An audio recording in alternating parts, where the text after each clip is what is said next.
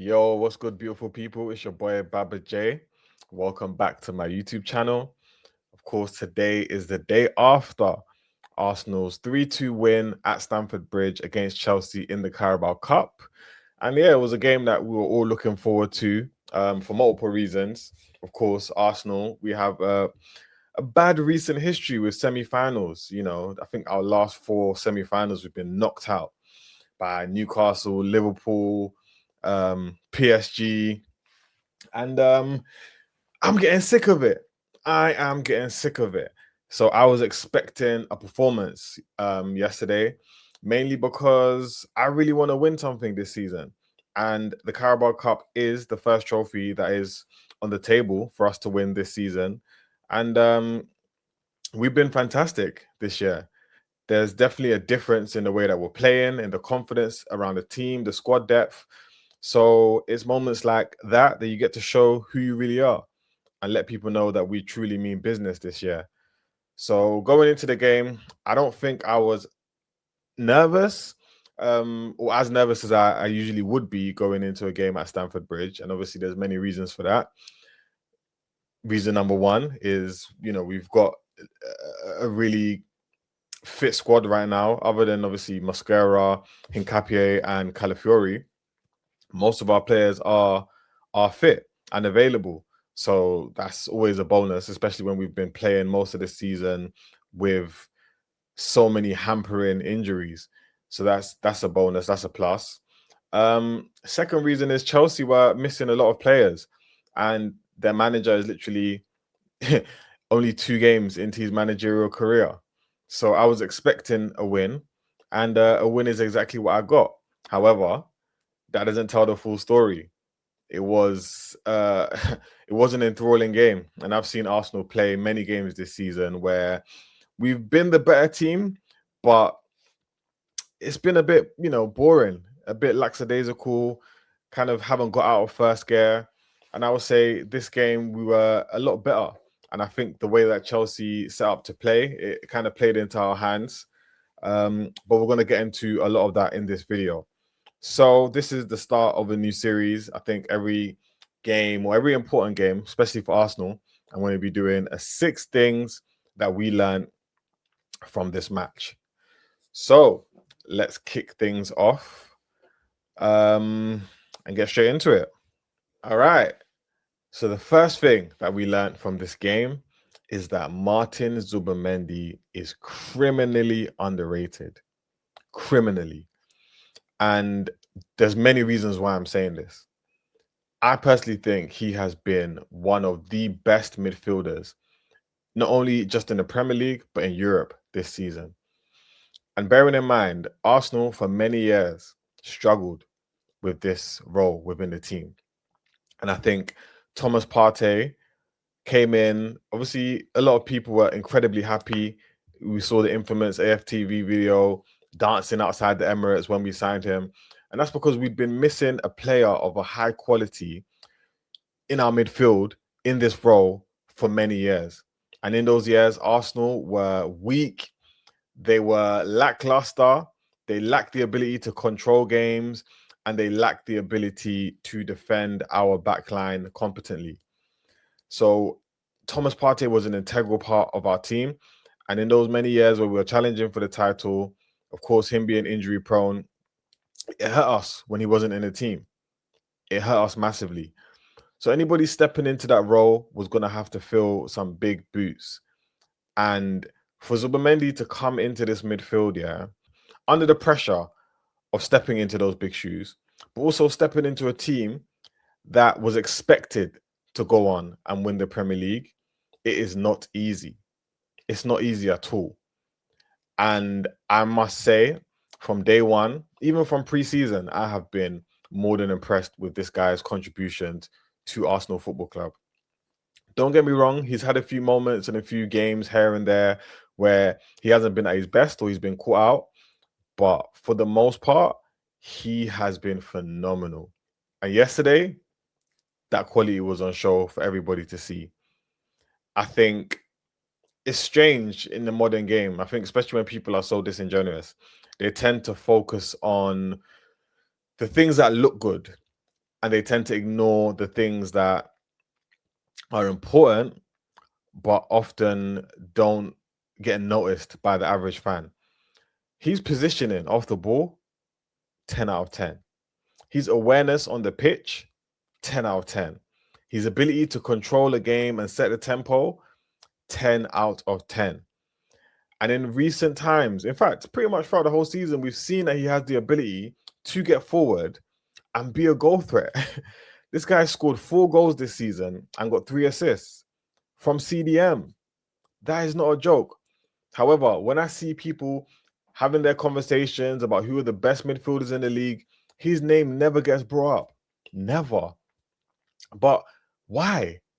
He's in a team in one of the most important positions that are top of the Premier League, top of the Champions League, in a semi-final for Carabao Cup in which he scored, and a fantastic goal at that. And we just got through to the 4th round of the FA Cup. His name should be mentioned, in my opinion, But let's talk about the goal. The goal itself yesterday, brilliant build-up play. Marino had just come onto the pitch and got involved straight away. Played a precise and beautiful ball into Gyokeres, whose first touch in the box was fantastic. Played a little ball round the corner to Zubimendi, and his first touch, You see those kind of touches, that not just keep the ball under your control, but also completely wrong foots and takes a defender out of the game. Paul Santos didn't even know where he was on earth in that moment, So that first touch was brilliant. But then the second touch, the little fake dummy shot to fool Fofana. He literally made Fofana get down and do Black Lives Matter. It was crazy. And Fofana is a highly rated defender, but he completely takes him out of the game just with his awareness. And he turns a chance that was literally pretty much a low XG opportunity into a high XG one with 2 touches at pace, and then finishes it. Beautiful finesse shot around Sanchez with his weaker foot. This is our CDM, Arsenal fans. And I completely understand why Arteta loves Martin Zubimendi, because he is a very similar player to Mikel Arteta, just a way better version. And his role in our team this season, for me, is a big part of why we are doing so well and why we're able to control games so comfortably, and even at times look like we're coasting through some very difficult games, is because of this man. So I don't mind him going under the radar. Literally, CDMs aren't meant to be flashy and all of this stuff. So I'm not mad at it, but it's just one thing that I wanted to highlight in this video, that Martin Zubimendi is a fantastic player and he is criminally underrated. And it's about time we start giving him some flowers. Cool. So the second thing that I learned from this game is that there is still hope for Victor Gyokeres. There is. And I've been watching everything everyone's saying, all the pundits, all of the commentary on social media, and a lot of people were starting to lose hope in this guy. We live in an age where you can look back at content and micro-analyze it to the nth degree, and people are calling out, and rightfully so in my opinion, some of his movement off the ball, some of his positioning in the box, some of his link-up play, his touches. It hasn't been great, if we're being completely honest. But a lot of other people are saying, look, we're not making the most out of him. We're not playing to his strengths. We're not making use of the runs that he is making. And we're not getting him involved in the game enough. So it's kind of been a toss-up in regards to where we feel like he should be, which is disappointing, because a lot of people in the summer were expecting him to come straight into that team, of course, taking the number 14 shirt, and to have an instant impact. And he got many opportunities.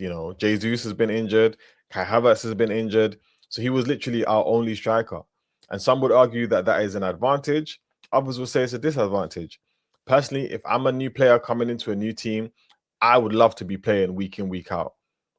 It's just a shame that he's coming to a team that is going for the title. But he knew this when he came into the team. In fact, he pushed for it, So I think that excuse kind of goes out the window. But needless to say, yesterday was probably one of his best performances in an Arsenal shirt. Everything he did looked neat and tidy. He looked like he's starting to gain a bit of a better understanding with his teammates. And I do feel like the way Chelsea played kind of allowed him a lot more space and freedom to get his game off, which Chelsea fans would be very disappointed in, because we've played much lesser opposition this year and they've been able to literally shut him out of games completely. So I do think this playing out of the back that Chelsea was doing, you know, attacking us like headless chicken, it allowed so much room for him to be able to play and be comfortable in this game. But not only did he get a goal, but he also got his first assist in an Arsenal shirt, which I was very happy to see. Um, his goal, there's a lot of talk going on right now, and people are saying, oh, Saka should have played the ball in first time. And for me, it's neither here nor there. In the end, Saka did the right thing. He waited for the right moment, played Ben White in. Ben White had a fantastic game, in my opinion. And he just played a nice, simple ball into the box. We did get a bit fortunate, because Sanchez really should have done better in that situation. And it ends up being an easy tap in for Victor Gyokeres. So I know a lot of Arsenal fans want him to be scoring these screamers and picking up the ball from the halfway line and dribbling 3 or 4 players and then slotting in, like Thierry Henry used to do. Gyokeres is not that kind of player, and I think that is evident. However, what I saw yesterday was glimmers of hope, and if he can continue doing exactly what he did yesterday for the rest of the season, I think the signing will be worth it. So I think for everyone that's written him off early, listen, it's up to you. Do you know what I mean? I'm not here to tell you how you should rate or rank players, but I think yesterday showed that there is hope for this guy and that he isn't completely washed the way everyone's making it seem. So shout out Victor Gyokeres for that fantastic performance, and I hope that we can get many more like this in the future. The third thing that I learned from this game is that Mikel Arteta this season really wants to win the Carabao Cup. And I think he's been criticized in previous years for not taking the cup competition seriously. But this year, you can really tell that he has changed his mind in regards to the importance of this competition. And I'm grateful. I'm happy about that, because I've said this many times. It's an opportunity to win early silverware. And I think that only bodes well for the confidence and the belief in the team going into the rest of the season. So, and we could tell just looking at the lineup. Literally, if you look back at my video that I made yesterday, the lineup that he put out was the exact lineup that I wanted to see, bar for bar. Yeah. Which for me shows a massive level of intent. In previous years, he probably would have started Jesus up front. He probably would have maybe rotated a little bit in the midfield, maybe played Eze, maybe played Mikel Merino, maybe would have started Martinelli, started Noni Madueke. But even the decision for him to start Timber at left back, for me, says it all. Because Miles Lewis-Skelly started the game in the FA Cup against Portsmouth, and we saw he had a rough time in that first half. And I knew going into this game, if Esteval plays on that wing, he's such a quick player, very intelligent. It wouldn't have been the right game to start Miles Lewis-Skelly. But I genuinely feel like in previous years, Mikel Arteta probably would have done that, because he would have been prioritizing the game on the weekend. But it's testament to our strong squad depth now that he's able to put out this kind of a team, because of the fact that we were able to rotate so much in the FA Cup. But either way, you can see how much he wanted to win it on the touchline. And even the substitutes in the game, like, they were very positive substitutions, bringing on Kai Havertz, bringing on Jesus, bringing on Mikel Merino. I think, Mikel Arteta showed a lot of intent yesterday, and going back to the Emirates with a 1-goal lead is fantastic, because now it's basically a 1-game tie, but we've got a 1-goal advantage. That's the way I see it, and no team wants to go to the Emirates Stadium looking to get a win when you're at a 1-goal deficit. It's not a good situation to be in.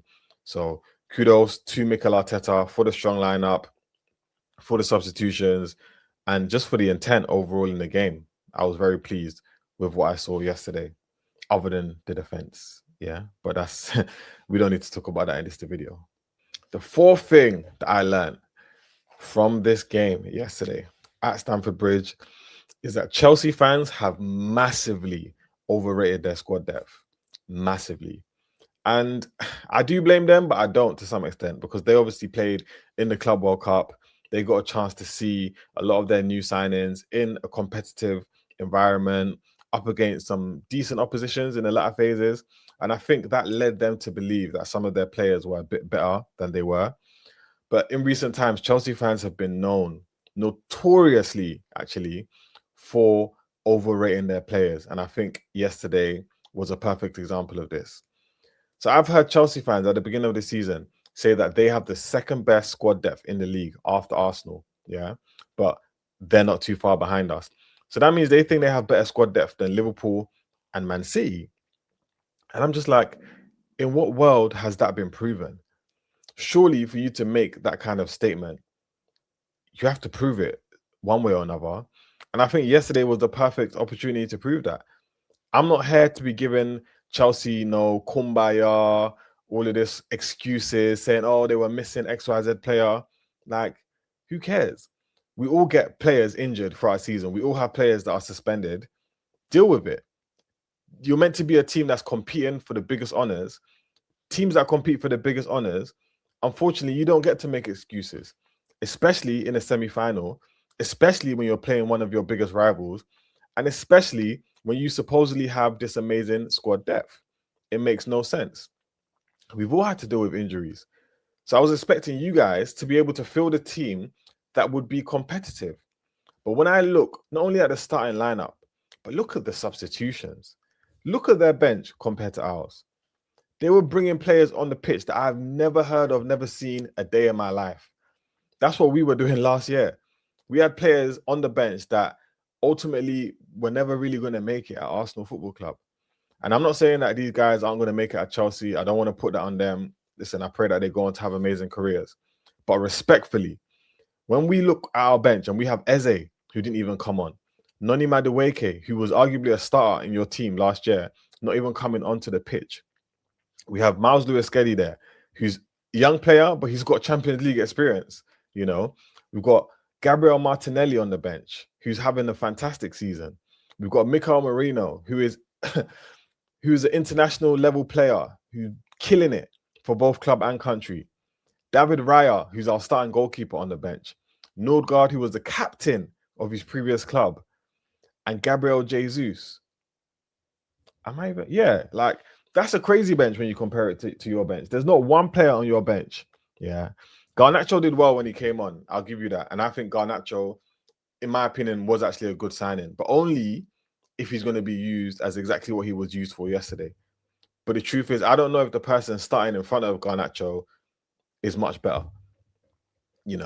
So other than that, their squad depth and their bench was absolutely bleeding. Absolutely bleeding. So I don't know where Chelsea fans got this idea that their squad depth is good, because yesterday was the day to prove it and you didn't. You absolutely failed that test. So I think you guys need to go back to the drawing board, because with the amount of money that you spent and the way that your fans hype up and talk about all of these amazing players, none of that was on display yesterday. And I think you guys should be disappointed, because you guys are nowhere near where you thought you would be going into the season. And that, for me, is disappointing.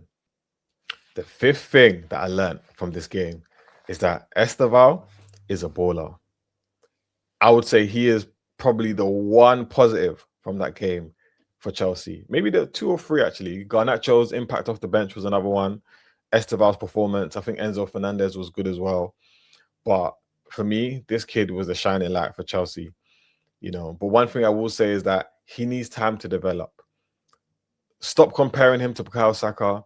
Stop comparing him to Lamine Yamal. Let him be him. He's young, he's rough around the edges, but he looks lively.